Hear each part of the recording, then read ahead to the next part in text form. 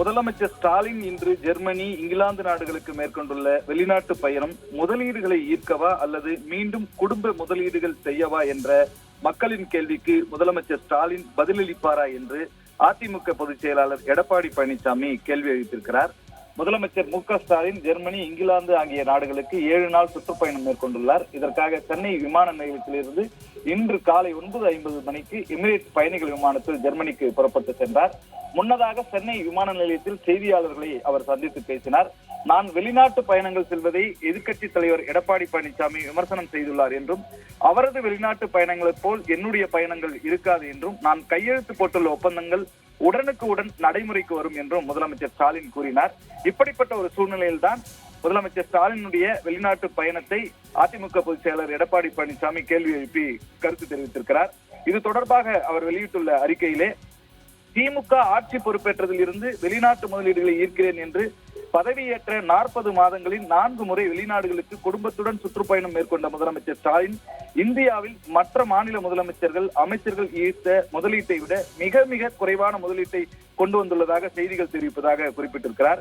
இந்த நிலையில் திமுக ஆட்சி முடிவடைய இன்னும் 8 மாத காலமே உள்ள நிலையில் இன்று 5ஆம் முறையாக ஜெர்மனி மற்றும் இங்கிலாந்து நாடுகளுக்கு சுற்றுப்பயணம் மேற்கொண்டுள்ளது. உண்மையிலேயே முதலமைச்சர் ஸ்டாலின் தமிழகத்திற்கு முதலீடுகளை ஈர்க்க செல்கிறாரா அல்லது முதலீடு செய்வதற்கு செல்கிறாரா என்று தமிழக மக்கள் கேள்வி எழுப்பதாக தெரிவித்திருக்கிறார். மேலும் தெலுங்கானா அமெரிக்காவில் 31,500 கோடியையும், கர்நாடகா அமெரிக்காவில் 25,000 கோடியையும் முதலீடுகளாக ஈர்த்திருக்கின்றன. இது சம்பந்தமான செய்திகளும் வந்துள்ளன. ஆனால் முதலமைச்சர் ஸ்டாலின் மார்ச் 2022ஆம் ஆண்டில் துபாய்க்கு குடும்ப சுற்றுலாவாக, மே 23ஆம் ஆண்டில் சிங்கப்பூர், ஜப்பானுக்கு 8 நாட்கள் சுற்றுப்பயணம் சென்றிருக்கிறார். ஜனவரி மாதம் 2024இல் ஸ்பெயினுக்கு 10 நாட்கள் சுற்றுப்பயணம் சென்றிருக்கிறார்.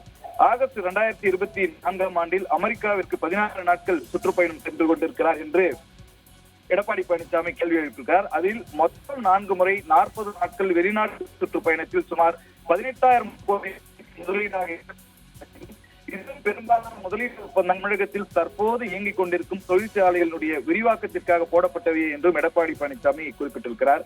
தமிழக அரசினுடைய இன்றைய பத்திரிகை செய்தியின்படி 2021ஆம் ஆண்டு முதல் இன்று வரை சுமார் 922 புரிந்துணர்வு ஒப்பந்தங்கள் போடப்பட்டுள்ளதாக கூறப்பட்டுள்ளது. ஆனால் எங்களுடைய அதிமுக ஆட்சியிலே போடப்பட்ட தொழில் முதலீடுகளுடைய தொடர்ச்சி தான் இது.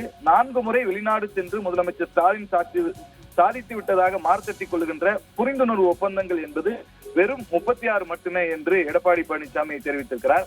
நான் முதலமைச்சராக இருந்தபோது 2019ஆம் ஆண்டு ஒரு முறை மட்டுமே இங்கிலாந்து, அமெரிக்கா மற்றும் துபாய் நாடுகளுக்கு பயணம் மேற்கொண்ட போது கையொப்பமிட்ட புரிந்துணர்வு ஒப்பந்தங்களுடைய எண்ணிக்கை 41 என்று எடப்பாடி பழனிசாமி தெரிவித்திருக்கிறார்.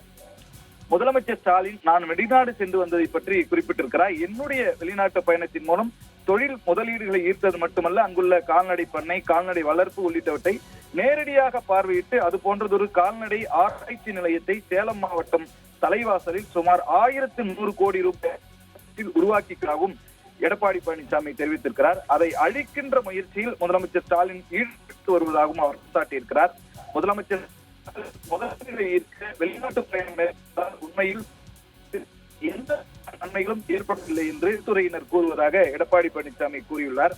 அதே போல கோவிட் தொற்று நோய் காலத்தில் மட்டும் 60,674 கோடி ரூபாய் முதலீடு மற்றும் 1,721 நபர்களுக்கு வேலை வாய்ப்புடன் 73 புரிந்துணர்வு ஒப்பந்தங்கள் கையெழுத்தாகின என்றும், ஆரம்பம் முதலே முதலமைச்சர் ஸ்டாலின் வெளிநாடு சென்று ஈர்த்த தொழில் முதலீட்டு விவரங்களை வெள்ளை அறிக்கையாக வெளியிட சட்டமன்றத்திலும் பொதுவெளியிலும் தான் தொடர்ந்து வலியுறுத்தி வருவதாகவும், ஆனால் இதுவரை ஸ்டாலின் அரசு எந்த வெள்ளை அறிக்கையை பற்றி மூச்சு விடவில்லை என்றும் எடப்பாடி பழனிசாமி குற்றம் சாட்டியிருக்கிறார்.